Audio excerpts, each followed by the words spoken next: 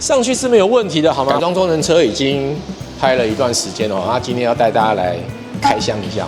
来，各位可以看到，这个是我们现在公司最多车辆工程车的一个大概的一个现况。我们只做一个摆压条的箱子，里面都是原汁原味的。好，那我想要进阶把它做成什么样子呢？目前这台也算是第一台示范车吧，准备好了吗？来，我抬给大家看一下哦。我先说，还没有完成抽胚的样品状态，我把它生成3个模组，1、2、3。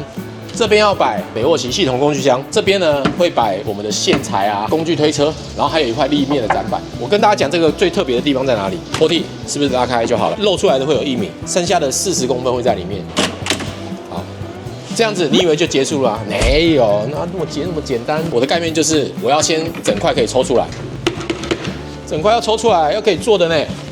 这240公斤的呢，那未来我东西吹出来之后，我是不是可以在这边抽屉的拉起来，然后这边拿我要的东西？这边底下就没有抽屉了，因为太小了啊。这展示板要干嘛的嘞？我可以挂一些立面的东西在上面，然后侧边这边呢，我又可以挂一些东西在这边，通条啊、铁丝线啊，这边可以摆一些美沃奇的一些收纳盒、电钻、清洁剂。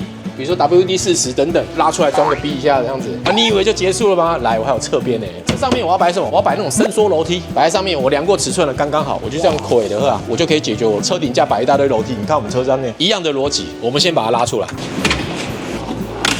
那里面这个东西我是不是就可以好好运用？我可以摆一些东西啊，那我整个拉开给大家看，做个收尾咯，就是这样子。